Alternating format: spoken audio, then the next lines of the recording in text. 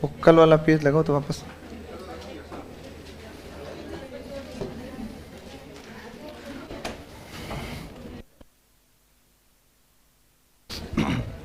बात नहीं, हमने कल प्रत्यक्ष विधि शुरू की थी, है ना? तो एक बार वापस भूमिका को सुन लो, जो मैंने कल लिखाई थी, आपने अभी नहीं लिखी है, उसकी बात कर लेता हूँ, आपसी चर्चा रोक ले में। प्रत्यक्ष विधि कल मैंने ये सिखाया कि एक तो ध्यान रखना, वस्तु प्रदर्शन की विधि नहीं है, ये वस्तु ज्ञान नहीं करवाएगी, ये नई या दूसरी भाषा का ज्ञान करवाने के लिए काम में ली जाने वाली विधि है। बात नंबर 2 आपको बताई, इस विधि का सर्वप्रथम प्रयोग फ्रांस में हुआ था 1901 में। बात नंबर 3 बताई थी, इसका प्रयोग अंग्रेजी भाषा शिक्षण के लिए सर्वप्रथम किया गया था, और क्यों किया गया उसका कारण भी मैंने आपको बताया। नंबर 4 मैंने आपको बताया, इसका प्रवर्तक जो है वो प्रोफेसर बोकिल माना जाता, लेकिन शिक्षा के क्षेत्र में इसको कौन लेके आया था? गुइन लेके आया था। उसके बाद में फ्रेजर, येट्स और टिपिंग। टिपिंग बंगाल से था, येट्स मद्रास से था, फ्रेजर मुंबई से था, जिन्होंने भारत में इसका प्रयोग किया। अगर ऐसे पर्टिकुलर भारत में पहले पूछ ले तो सबसे पहले ध्यान रखिएगा, किसको याद रखोगे? टिपिंग को। सबसे पहले इसका प्रयोग भारत में बंगाल में किया गया था। अब बंगाल में किया गया था, बहुत अच्छे से लेके सुनना, इसका प्रयोग पूछा जाता है, इसके कारण भी पूछे जाते हैं कि ये क्यों होती है प्रयोग में। तो इसका मैंने उद्देश्य मौखिक तो बताया था, लेकिन लिखित में सुनिएगा। इसका उद्देश्य होता है छात्र को दूसरी अर्थात नई भाषा का ज्ञान, नई भाषा का ज्ञान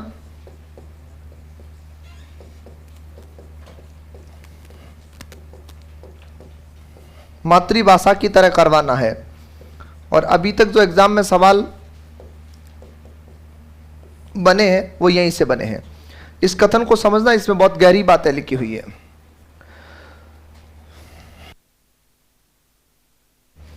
यह विधि कहती है कि तुम छात्र को दूसरी भाषा सिखाओगे, जैसे मैं तुम्हें अंग्रेजी सिखाऊंगा, लेकिन अंग्रेजी सिखाने का मेरा तरीका कैसा होगा? जैसे तुमने मातृभाषा सीखी वैसे ही अंग्रेजी सिखाऊंगा। बात नंबर 1, मातृभाषा कैसे सीखी थी? अनुकरण से। और कौन सा अनुकरण? बोलने का। भाई जो तुम्हारे घर में माँ बाप भाई बहन इवन आपके दोस्त वगैरह जो कुछ बोलते थे, आप उसका क्या करते थे? अनुकरण करते थे, उसका दोहराव करते थे, बोलते थे। अगर आप मातृभाषा की तरह इसको सिखाओगे, इसका मतलब आपको उस बालक की क्या हटानी पड़ेगी? मातृभाषा हटानी पड़ेगी। ये ध्यान रखिएगा, क्या हटानी पड़ेगी? मातृभाषा हटानी पड़ेगी। बहुत अच्छे से मेरी बात को सुनना। इन्होंने कहा कि नई भाषा का ज्ञान जो करवाओगे आप मातृभाषा की तरह करवाओगे। इसका मतलब जहां बालक मातृभाषा का प्रयोग करता है उसकी जगह वो बालक फिर किसका प्रयोग करेगा? नई भाषा का। इसका मतलब इस विधि में मातृभाषा का प्रयोग होगा कि नहीं होगा? नहीं होगा। यह सवाल एक बार नहीं 10 बार पूछा हुआ है कि भाषा शिक्षण की ऐसी विधि जिसमें मातृभाषा का प्रयोग नहीं होता है, और वो कौन सी विधि होती है? आपके प्रत्यक्ष विधि। मातृभाषा का प्रयोग निषेध, क्योंकि मातृभाषा की तरह प्रयोग करके फिर सिखाओगे। अब सुनो कैसे सिखाई जाती है, ये ध्यान से सुनना। इसमें यह माना जाता है कि बालक की जो व्यवहारिक जिंदगी है, आम बोलचाल की जो भाषा है, उसको नई भाषा में कन्वर्ट करके बोलना सिखा दो। कहां से? विद्यालय परिवेश से। जैसे मेरी कक्षा में एक बालक ने खड़े होकर के कहा कि सर मुझे पानी पीने जाना है, तब उसको रोको और फिर टोको और फिर समझाओ कि कल से आप पानी पीने जाना है ऐसा नहीं बोलोगे। आप इस वाक्य को अंग्रेजी भाषा में ऐसे बोलोगे, संस्कृत में ऐसे बोलोगे, या फिर तेलुगु सिखा रहे तो तेलुगु में ऐसे बोलोगे, कन्नड़ सिखा रहे तो कन्नड़ में ऐसे बोलोगे। मतलब आप उसे वाक्य बोल करके बताओगे और बालक आपका क्या करेगा? अनुकरण करेगा। अनुकरण का मतलब नकल या दोहराव करना। अब जब बालक अगले दिन जाएगा तो वो वापस हिंदी में बात नहीं करेगा, वो उसी भाषा में बात करेगा जो भाषा तुम उसे सिखाना चाहते हो। और इसी की तरह तुम्हारी प्रत्यक्ष विधि आपको किस भाषा का ज्ञान करवा देगी? नई या दूसरी भाषा का। लेकिन इसके दोष हैं।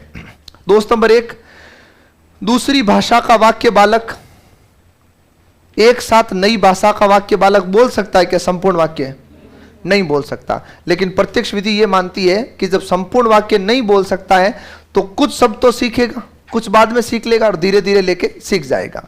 तो प्रत्यक्ष विधि ये छोटी सी विधि थी जो अंग्रेजी शिक्षण के लिए काम आती थी। लेकिन प्रोफेसर बोकिल ने लिखा अपनी थ्योरी के अंदर, अपनी एक पुस्तक थी प्रोफेसर बोकिल की, मैं नाम लिखाऊंगा, ए अप्रोच टू संस्कृत, और उस पुस्तक में उन्होंने लिखा कि भारत में संस्कृत सिखाने की और अहिंदी क्षेत्रों में हिंदी सिखाने की श्रेष्ठ विधि कौन सी है? प्रत्यक्ष विधि। अहिंदी का मतलब क्या होता है? जहां हिंदी बोली पढ़ी सुनी समझी नहीं जाती है, और संस्कृत कहां पर? जहां संस्कृत बोली पढ़ी सुनी समझी नहीं जाती है, वहां पर तुम अगर वो भाषा सिखाना चाहते हो तो आपके लिए सबसे बढ़िया तरीका कौन सा है? प्रत्यक्ष विधि है।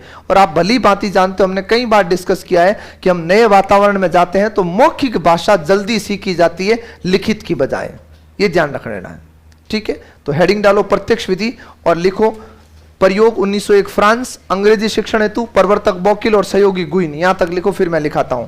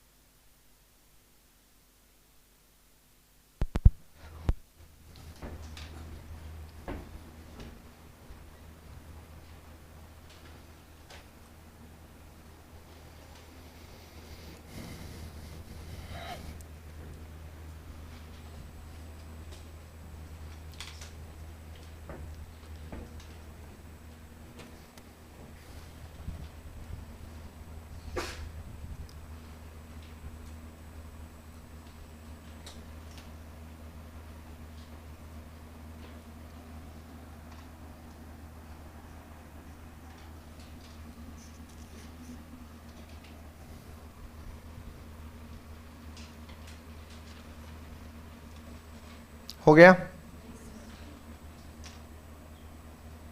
नहीं क्या 3 शब्द लिखने थे? गुइन को ला रहे हो क्या फ्रांस से अभी तक? लिखो थोड़ा तेज, कितना भी जमा जमा के लिखोगे ना, गुइन नहीं बोलेगा, पढ़ना पड़ेगा अपने को।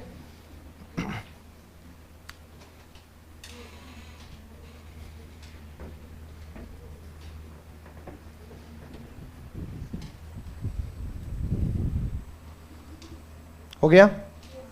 अब लिखो प्रत्यक्ष विधि का उद्देश्य, प्रत्यक्ष विधि का उद्देश्य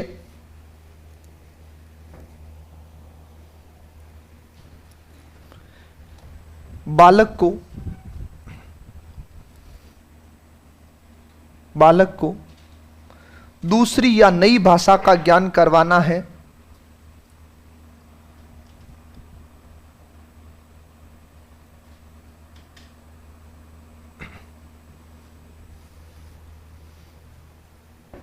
नई भाषा का ज्ञान करवाना है। लाइन चेंज करके लिखो। अच्छा इसको फोन करो भाई, एक मैसेज कर रहा, कॉल मी, मैं तो क्लास दे रहा हूँ, तू बात कर ले, फिर कोई काम हो तो मुझे बता देना। पहले तो कॉल की स्पेलिंग सीख ले, कॉल COLL नहीं होता है। इससे पहले इसने लिखा कूल मी। करना है ना, इसके अर्जेंट काम हो सकता है तो, और अब ज़्यादा ही ज़रूरी हो तो लाइव में जोड़ देना, मैं बात करवा दूंगा सभी बच्चों से। क्या ये पढ़ाई तो बाद में भी हो सकती है,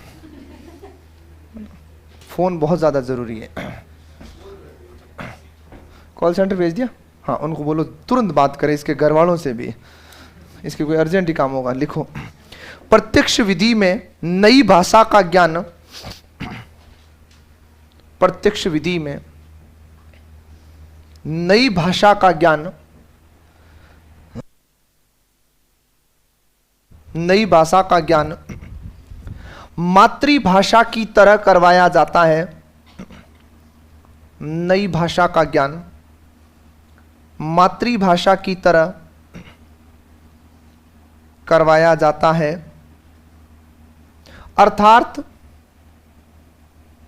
अर्थात इस विधि में, इस विधि में मातृभाषा का प्रयोग, मातृभाषा का प्रयोग नहीं होता है।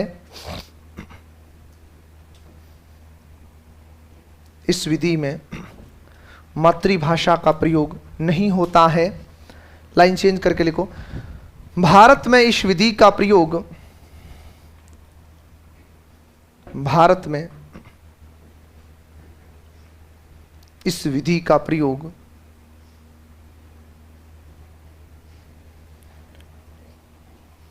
बंगाल से टिपिंग, बंगाल से टिपिंग, मद्रास से येट्स, मद्रास से येट्स तथा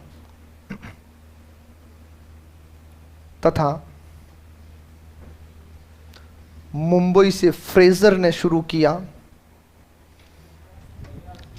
मद्रास से येट्स तथा मुंबई से फ्रेजर ने शुरू किया।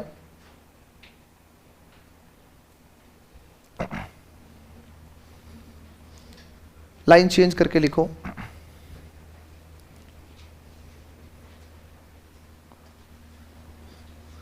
प्रोफेसर बॉकिल ने अपनी पुस्तक, प्रोफेसर बॉकिल ने अपनी पुस्तक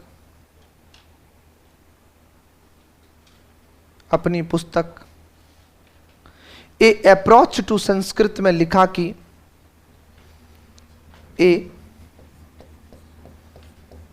अप्रोच टू संस्कृत में लिखा कि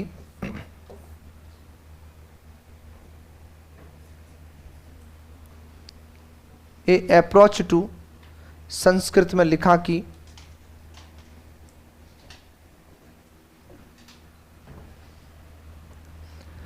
संस्कृत तथा हिंदी को, संस्कृत तथा हिंदी को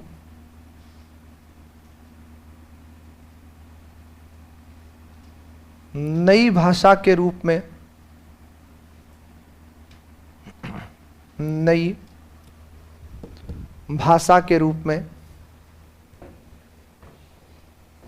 सिखाने की यह श्रेष्ठ विधि है, सिखाने की यह श्रेष्ठ विधि है।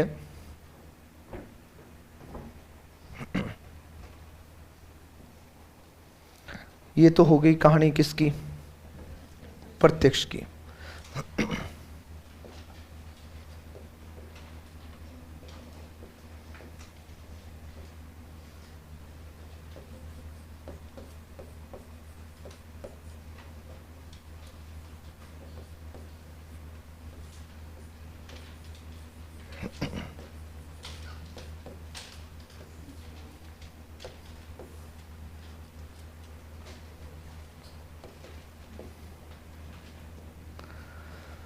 हाँ भाई, बालोद्यान विधि।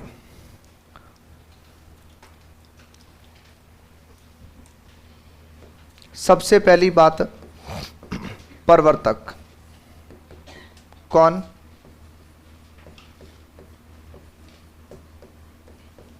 फ्रोबेल। सुने आराम से,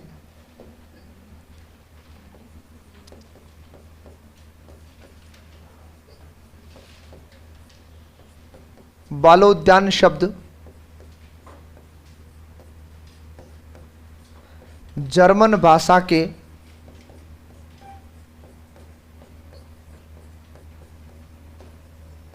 किंडर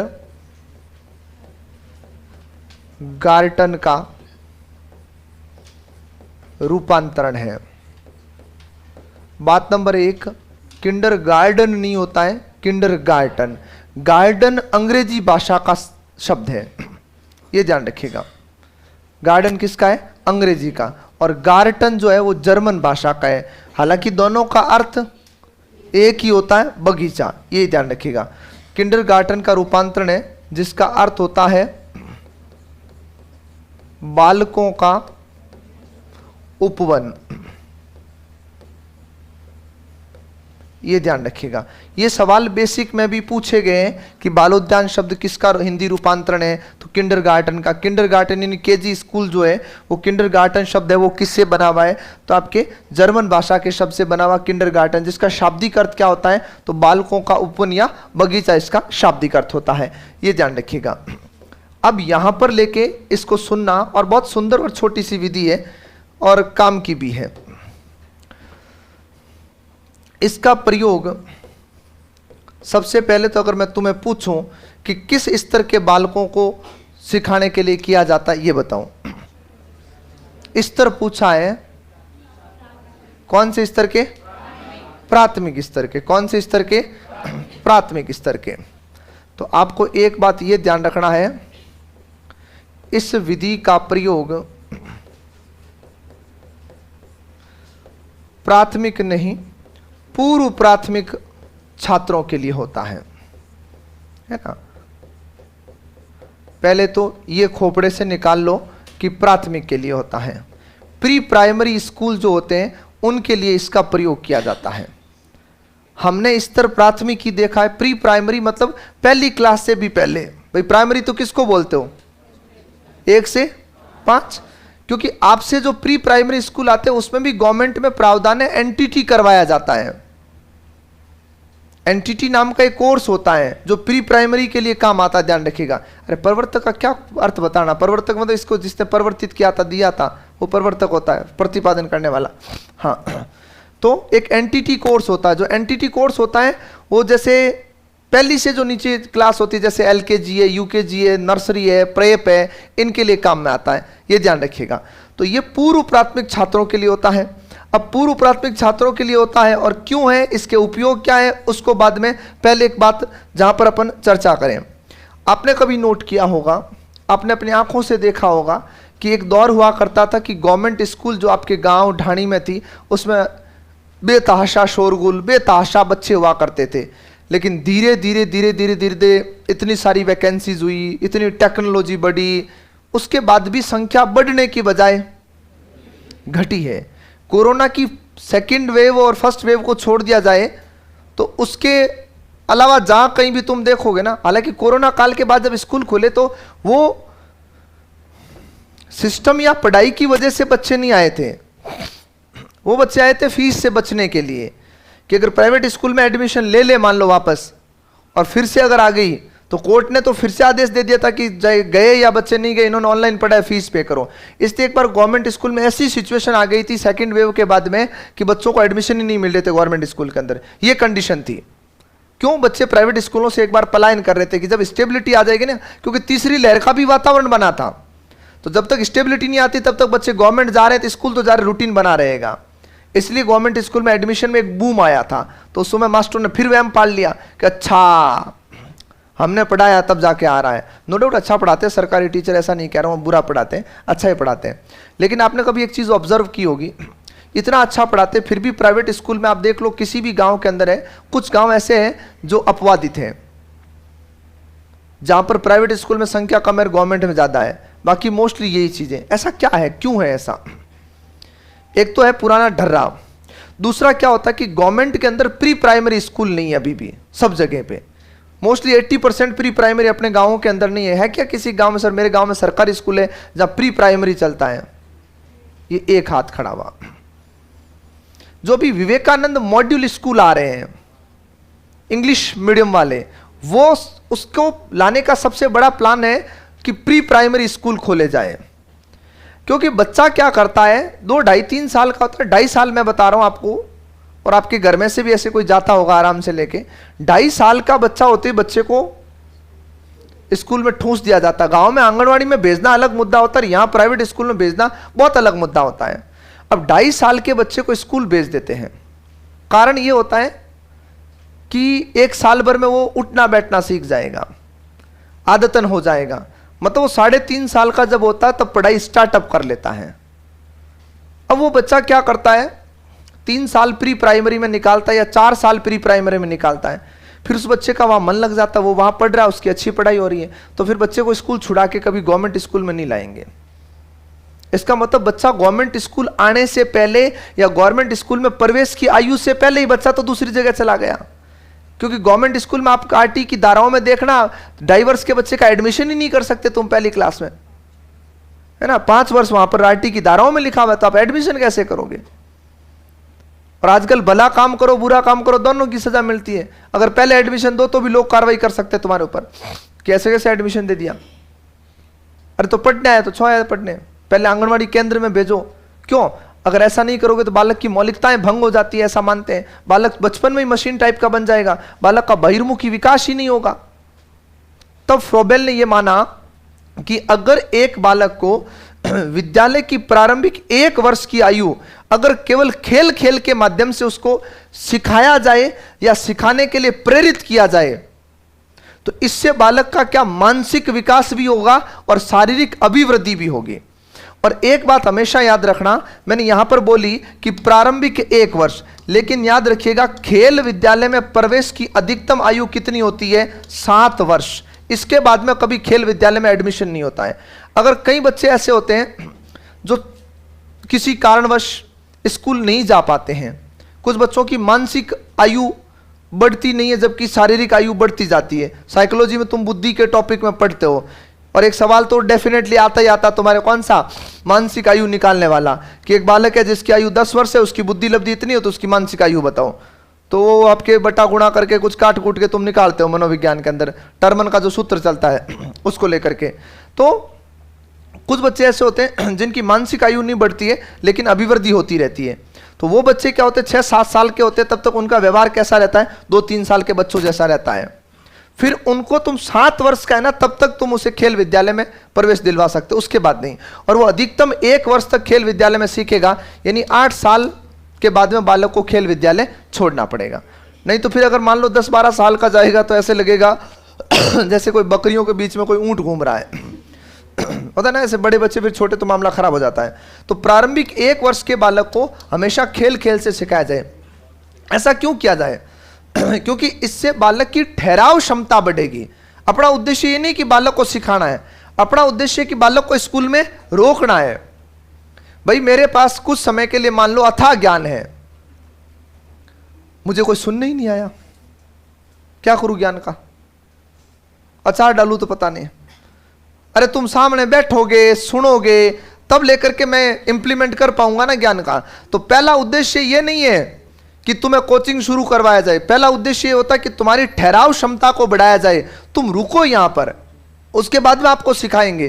तो उसी तरह छोटे बच्चे की ठहराव क्षमता को बढ़ाने के लिए खेल खेल से सिखाना चाहिए। और फ्रोबेल ने यहां पर छोटा सा तर्क दिया कि आप 2 छात्र लीजिएगा, छात्र ए और छात्र बी, हॉल नंबर 1 और हॉल नंबर 2। इसमें एक आदमी एक शिक्षक को भेजिएगा, इसमें भी एक शिक्षक को भेजिएगा, दोनों को 10 तक गिनती सिखानी है। इसके हाथ में, टीचर के हाथ में 10 गेंद है और उसके हाथ में 10 तक गिनती का एक चार्ट है।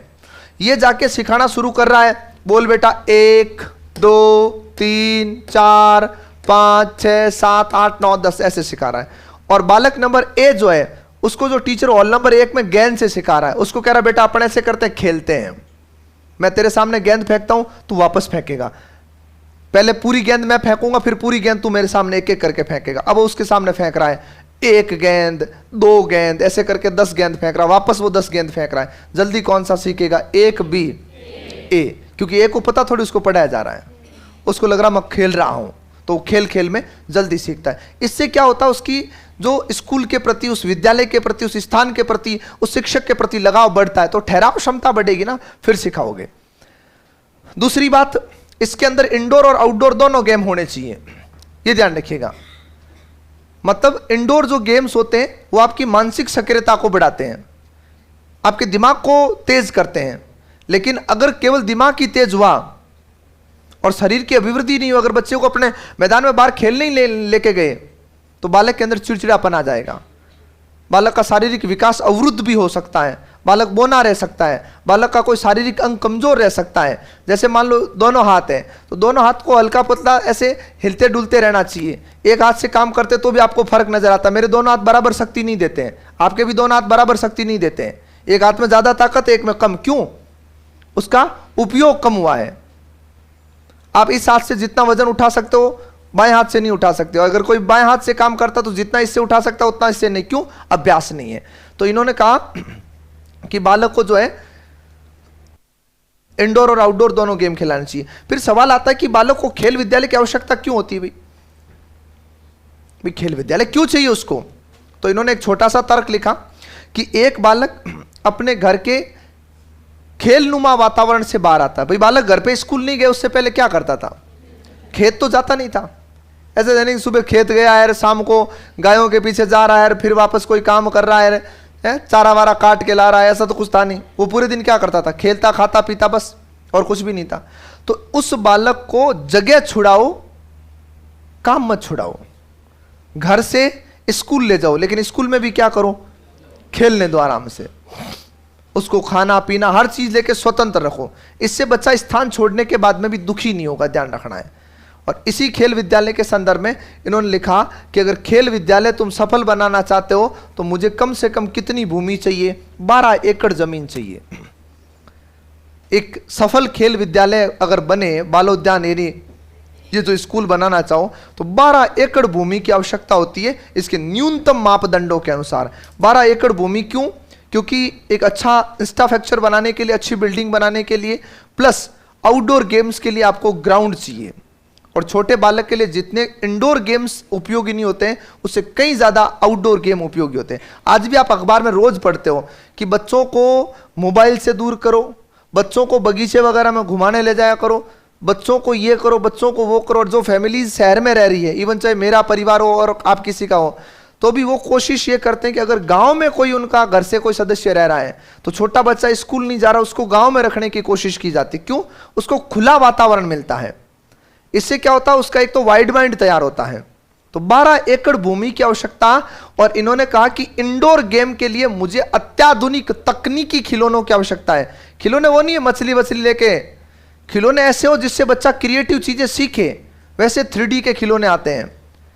तो ये विधि का गुण है और विधि का दोष भी है। अब आप कहोगे दोष क्यों? क्योंकि अगर इतना बड़ा खेल विद्यालय बनाओगे तो जाहिर सी बात है फीस क्या होगी? ज्यादा होगी। अब आप जोधपुर में घूम जाओ, हालांकि ऐसे ये प्लास्टिक की मछली वछली फिसल पट्टी तो कहीं भी मिल जाएगी, 2 रूम की स्कूल है ना, उसमें भी मिल जाएगी, और गवर्नमेंट स्कूल में भी मिलती है।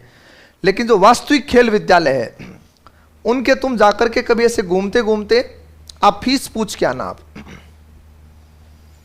जैसे अगर मैं छोटा सा उदाहरण बताऊं, शिकारगढ़ रोड पे बोधी इंटरनेशनल स्कूल आती है, एक प्रॉपर खेल विद्यालय, पूरा बहुत बड़ा ग्राउंड है, उसके पास में गेम्स सब, बहुत लेवल का स्टैंडर्ड स्कूल है एक।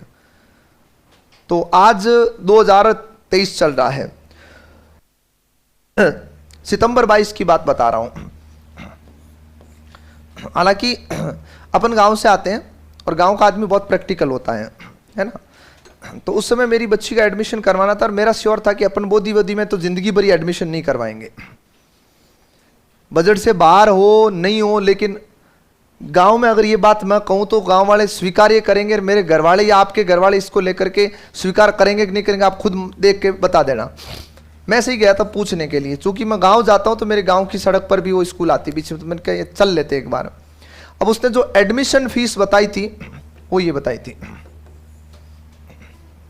ये तो केवल नाम लिखेंगे, 95,000 रुपए मात्र। उन्होंने कहा ना, मैंने नहीं कहा, सब अलग है। ये तो केवल बच्ची स्कूल में आ गई, एडमिशन फीस है, स्कूल फीस नहीं है।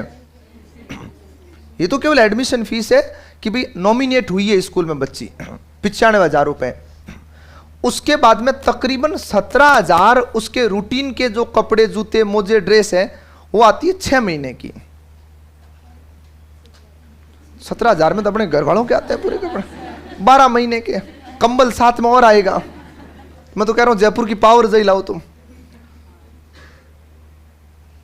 फिर ऐसे करके उसने जो मुझे बिल बना के दिया था तकरीबन 1.25 के आसपास का दिया था। तो मैंने हिसाब लगाया, मैंने कहा अगर 180 ये कह रहा है, अगर मैं 80,000 में एक अच्छी भैंस लाऊं तो कितनी भैंस आती है? 2। फिर भी कितने बच रहे हैं? 20,000। 20,000 का इनके बांटा ला के दूं तो घर वाले खुश, भैंसे खुश, दूध और घी आएगा अलग से। और बच्ची 6 महीने तो रहेगी घर पे, 3 महीने रहेगी ननियाल, 3 महीने संडे, स्कूल वैसे ही नहीं जा पाएगी। तो कब आ रहे हो? मगर बस अभी बच्ची बाहर ही बैठी है, लेके ही आ रहा हूं। अब आप मानते हो कि इस स्कूल में एडमिशन करवाए, आपके घर पे पता चले कि 2 लाख रुपए में इस बच्ची का एडमिशन करवाए, घर वाले अपने को बिना कूटे छोड़ दे, मार दे डोकरे गांव में कि भी ऐसा क्या पढ़ो, और उसमें यह पता चले कि शुरुआती 1 साल बैग नहीं मंगाएंगे, तो फिर कहीं माथों पर डाय बचे। अपने महाराज सिंधिया स्कूल चलती है महाराष्ट्र के साइड, महाराव सिंधिया करके ऐसे कुछ स्कूल, तुम सर्च करना तो मिल जाएगी। उसकी सबसे कम जो फीस है ना वो है 8,45,000 रुपए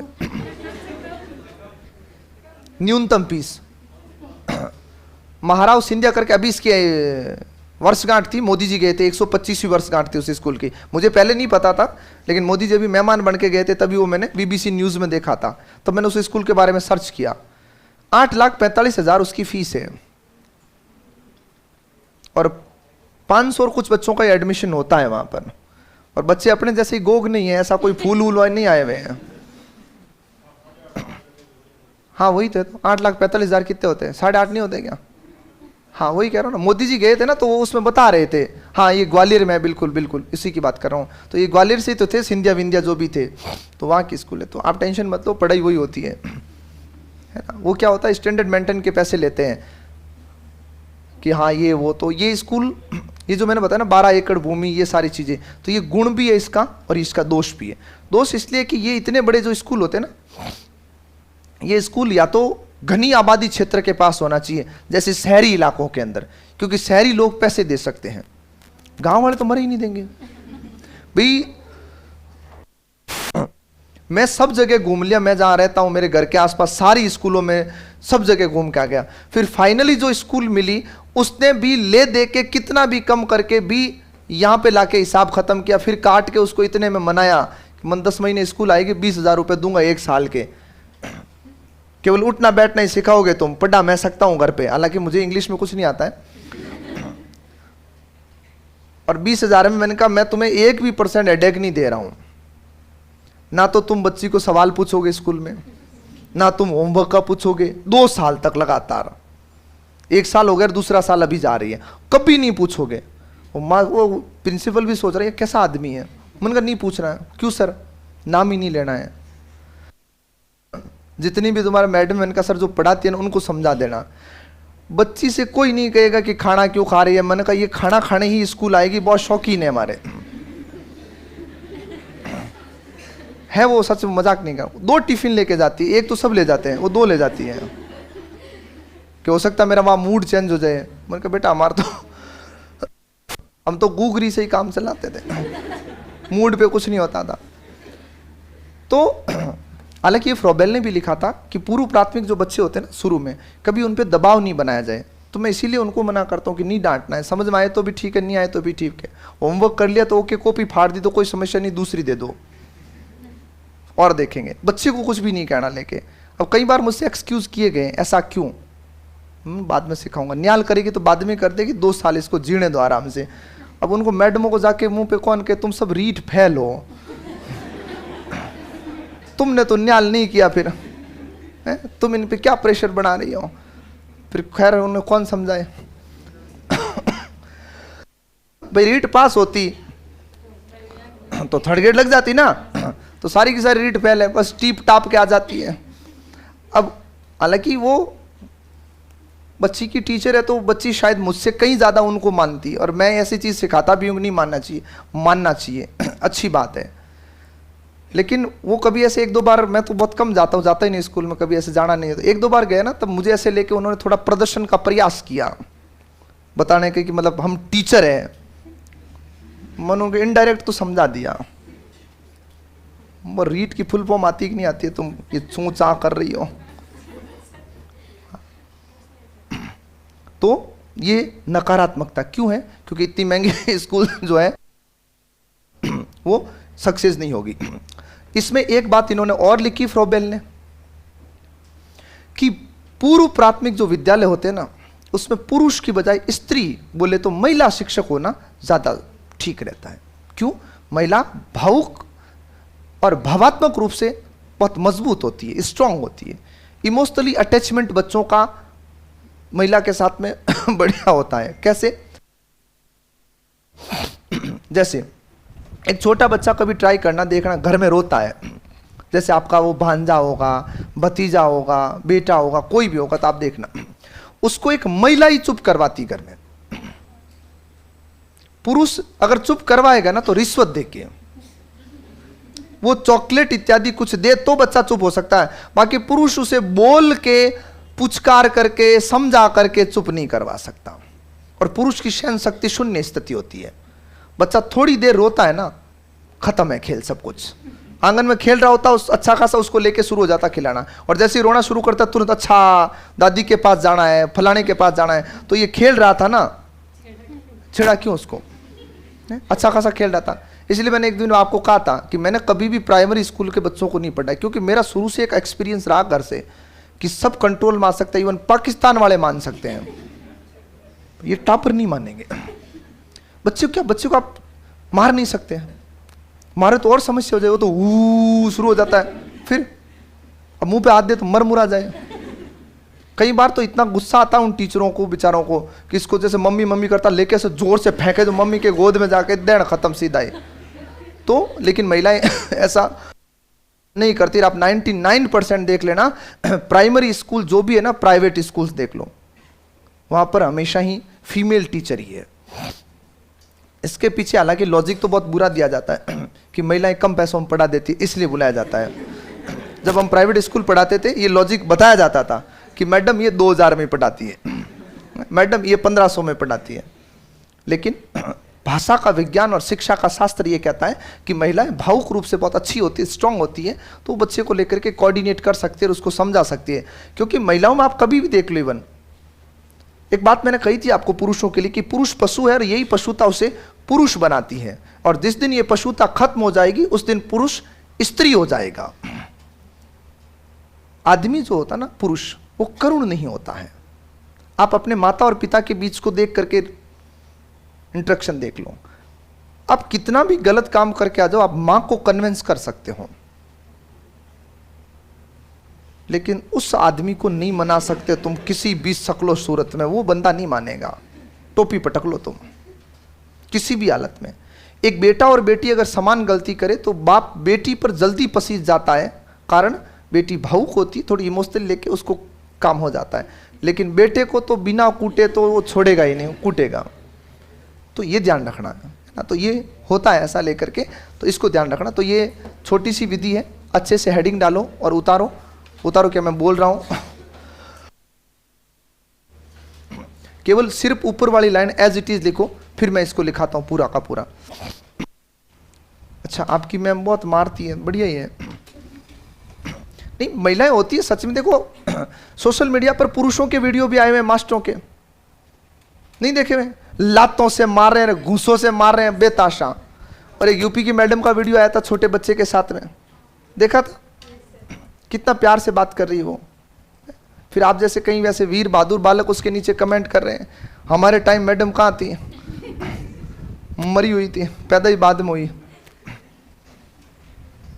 कभी ऐसा सुना कि किसी मैडम ने बच्चे को मारा, या ऐसा कोई केस आपने देखा कभी मैडम ने बच्चे को मार दिया और बच्चा मर गया हो या केस हो गया हो? कभी नहीं होता है।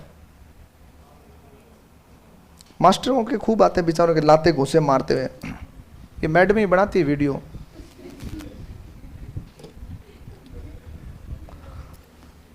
हाँ लिखो आगे। आज पूरा रीड का टेस्ट है, 150 प्रश्न का। तो ऐसे रो क्यों रहे हो? मैं तो सर को बुला लूं अभी, आर के सर को, 8:30 बजे तक लगातार, 5:30 से। चलो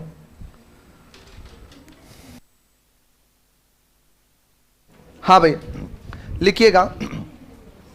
किंडरगार्टन का शाब्दिक अर्थ, किंडर गार्टन का शाब्दिक अर्थ बालकों का उपवन है। बालकों का उपवन है। लाइन चेंज करके लिखो। फ्रोबेल ने शिक्षक को बालो उद्यान का माली कहा है। फ्रोबेल ने शिक्षक को बालो उद्यान का माली कहा है तथा छात्र को उस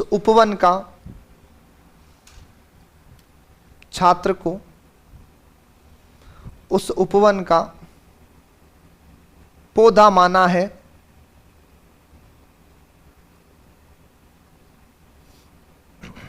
पौधा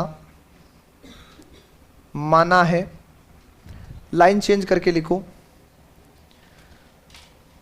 यह विधि खेल के सिद्धांत पर कार्य करती है।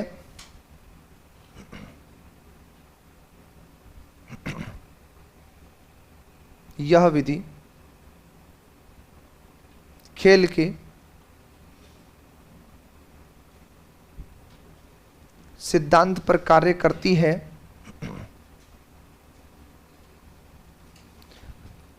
प्रारंभिक एक वर्ष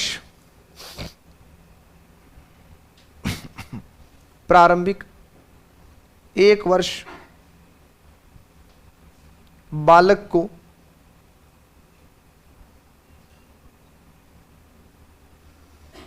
खेल खेल में सिखाया जाता है।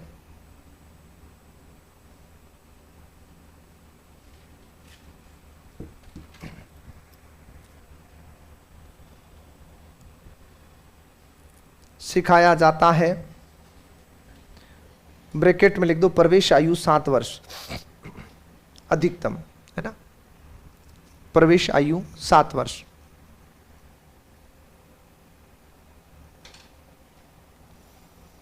उसके बाद में लिखो इस विधि की सफलता हेतु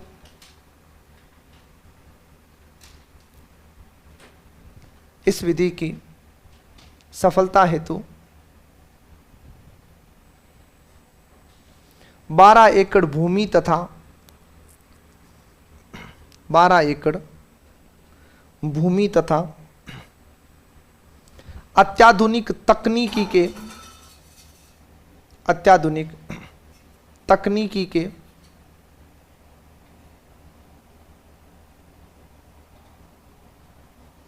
खिलौनों की आवश्यकता होती है।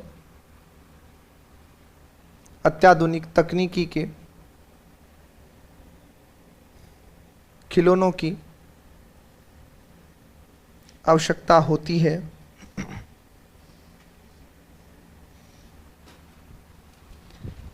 यह विधि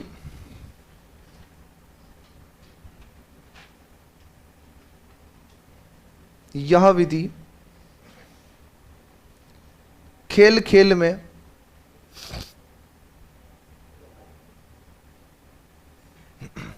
खेल में सिखाने पर बल देती है।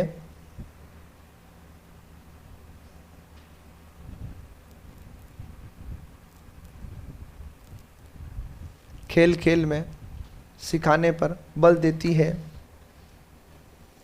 इस विधि में महिला शिक्षक को उत्तम माना जाता है।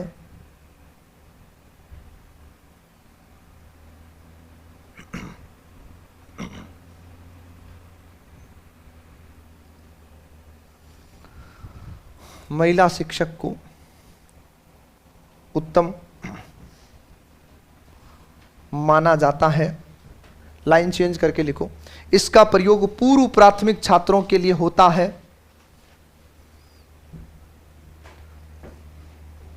इसका प्रयोग पूर्व प्राथमिक छात्रों के लिए होता है।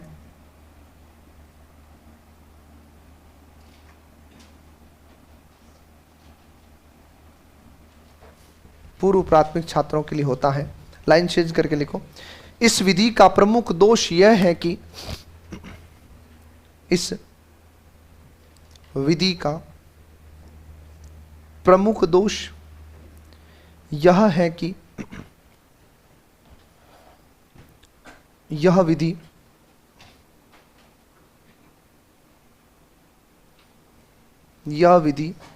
अत्यधिक खर्चीली होती है, अत्यधिक खर्चीली होती है,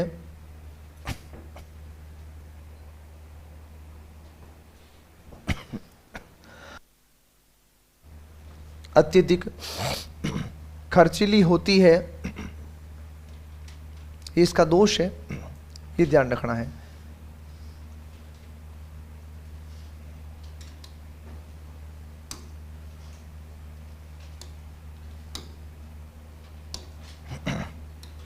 हाँ भाई,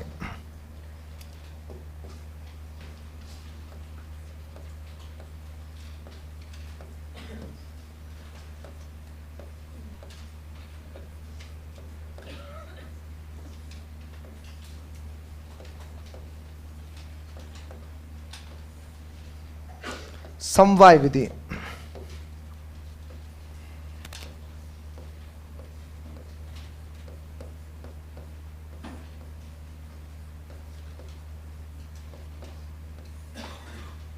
जिसका दूसरा नाम क्या है?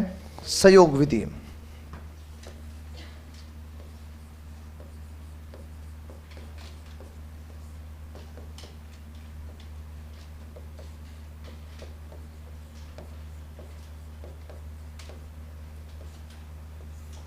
प्रवर्तक कौन है?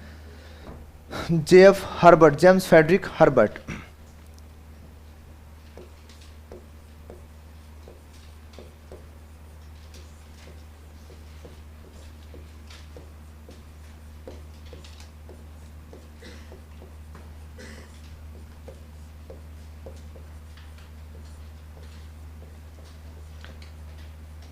ये तो हो गई इसकी सैद्धांतिक बातें कि समवाय विधि जो है इसको सहयोग विधि कहते हैं।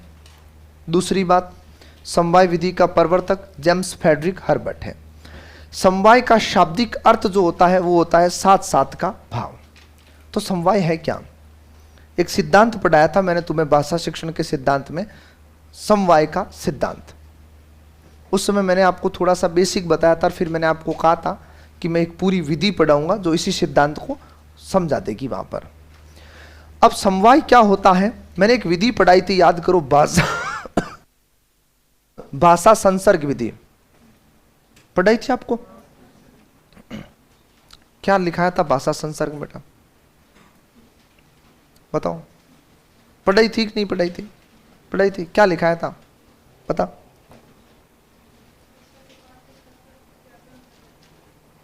हाँ तू ढूंढ ले, हाँ ढूंढ। मैं तो अंधा हूं, मुझे दिख नहीं रही है तू, या तू मिस्टर इंडिया है जो तूने ऐसे स्विच कर लिया बटन, अब तू गायब हो गई।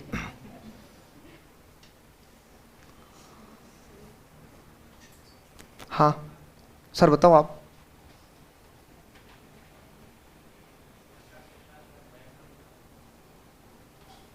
हाँ गंभीर दास बता, पढ़ाई थी भाषा संसर्ग विधि? चलो हाँ तो भरी कम से कम, अब बोल आ गया।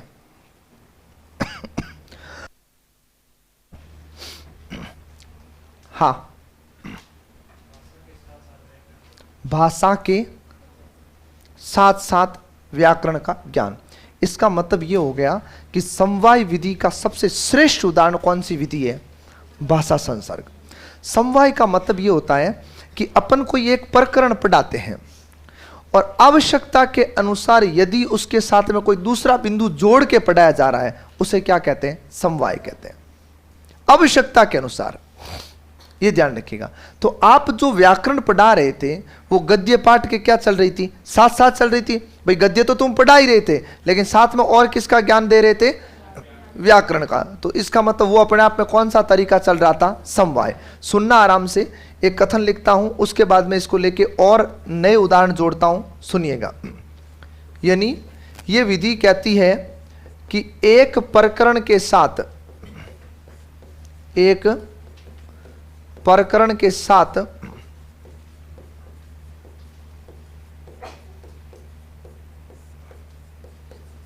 आवश्यकता के अनुसार दूसरा प्रकरण जोड़कर पढ़ाना। जैसे देखिएगा, इससे कई सारे उदाहरण बनेंगे आपके। जैसे एक छोटा सा उदाहरण बताऊं, आप एक कक्षा में तुलसीदास पढ़ा रहे हो और तुलसी की एक रचना आती है कृष्ण गीतावली, उसका कोई एक दोवा चौपाई कुछ पढ़ा रहे हो। कृष्ण गीतावली कृष्ण के बारे में लिखी हुई है। उसको पढ़ाते पढ़ाते तुम्हें महसूस हुआ कि सूरदास को साथ में जोड़ के पढ़ाना चाहिए, तो आपने सूरदास के भी 2-4 दोवे बच्चों को साथ में बता दिए। कौन सी विधि है? समवाय। आप यहां से टीचर बन के गए स्कूल में और आप एक हिंदी का पाठ पढ़ा रहे हो, लेकिन यहां जब थे तब आपने जीके पढ़ा और जीके में आपको यहां पर टीचर ने हल्दी घाटी के युद्ध को बढ़िया जम के पढ़ाया, तुम्हें पूरी जानकारी दी। और आप हिंदी का एक पाठ पढ़ा रहे हो और उस पाठ के अंदर हल्दी घाटी के युद्ध का कहीं थोड़ा सा नामो उल्लेख हो जाता है, थोड़ा सा कहीं हल्का सा जिक्र हो जाता है। क्या तुम वहां बच्चों को हल्दी घाटी की कहानी सुनाओगे कि नहीं सुनाओगे? डेफिनेटली सुनाओगे, क्योंकि आप खुद को ही आवाज दोगे, मौका है, अब ज्ञान आने दे बाहर, जितना है बच्चों को सुना दे। अब इसका मतलब तुम हिंदी पढ़ा रहे थे और हिंदी पढ़ाते पढ़ाते तुमने कौन से विषय को साथ में जोड़ दिया? इतिहास को। किसको जोड़ दिया? इतिहास को। एक बीएससी का स्टूडेंट है, रीट लेवल फर्स्ट में लग के चला गया बीएसटीसी करके, 5वीं क्लास में पर्यावरण अध्ययन पढ़ा रहा है। पर्यावरण अध्ययन पढ़ाते पढ़ाते कहीं पर ओजोन परत का नाम आ गया, तो क्या वो ओजोन प्रभाव के बारे में नहीं बताएगा बच्चों को? इतना बड़ा छेद हो गया, पराबैंगनी किरणें आती, रोग हो जाता, ये हो जाता, वो हो जाता, वो सब कुछ पढ़ाएगा। मतलब पर्यावरण शिक्षा के साथ में विज्ञान को जोड़ के पढ़ा रहा है। तो कौन सा समवाय, सॉरी कौन सी विधि चल रही है? समवाय। समवाय का मतलब ये होता है कि अपने आवश्यकता होती है तो अन्य चीजों को साथ में जोड़ के पढ़ाना समवाय कहलाता है। दूसरी बात, ये तो होगी किताबी बातें। समवाय में ये भी आपको लेके याद रखना है कि जब बालक को तुम सिखाते हो तो सिखाते समय यदि तुम्हें लगे कि बालक को चीजें कम समझ में आ रही है, तो मैंने एक बात आपको सिखाई थी, किसमें? जीवन संबंधता के सिद्धांत में। भाषा शिक्षण का पहला ही सिद्धांत था। तो मैंने कहा था कि अगर बालक को समझ में कम आता है, बालक को चीजें याद नहीं हो रही है, तो आप क्या करोगे? बालक के जीवन से कोऑर्डिनेट करके पढ़ाना शुरू कर दो। याद करो, मैंने विशेषण का उदाहरण दिया था।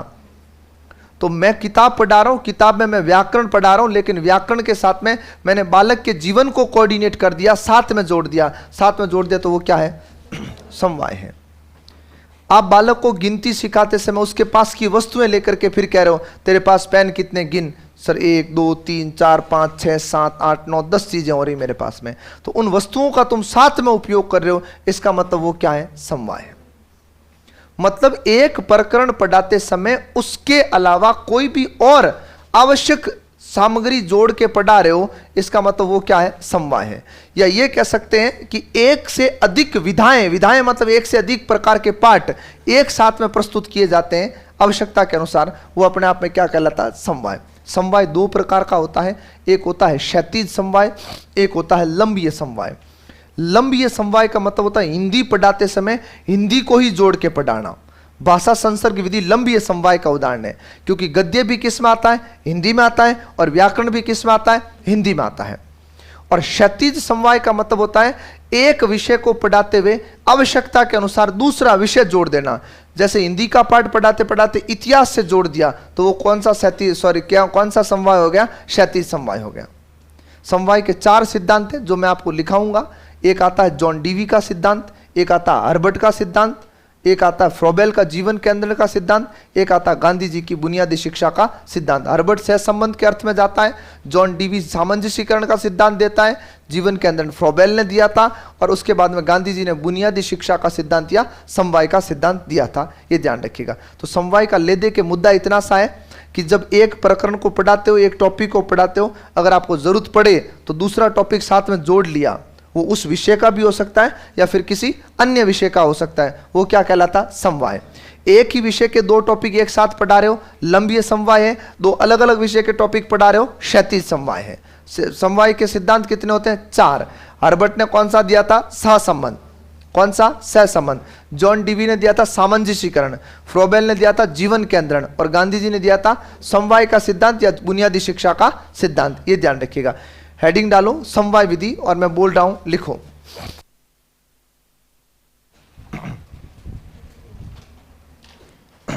समवाय विधि, और लिखें प्रवर्तक हर्बर्ट या जेएफ हर्बर्ट।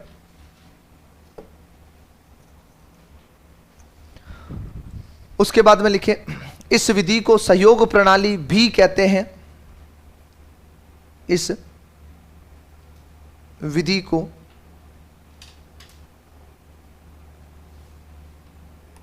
सहयोग प्रणाली भी कहते हैं।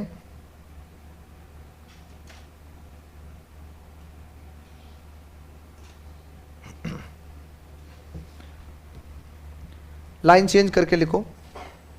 समवाय का शाब्दिक अर्थ साथ साथ का भाव है। समवाय का शाब्दिक अर्थ साथ साथ का भाव है।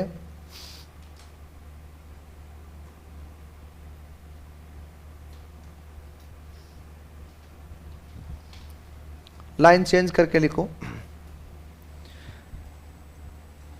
शिक्षण की वह प्रणाली, शिक्षण की वह प्रणाली जहां एक प्रकरण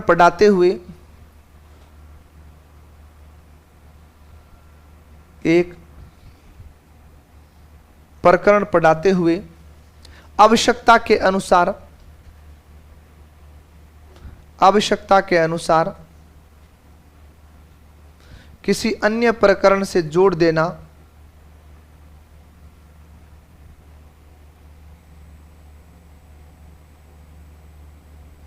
समवाय कहलाता है।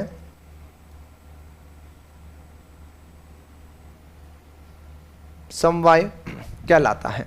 बाकी बातें कल करेंगे।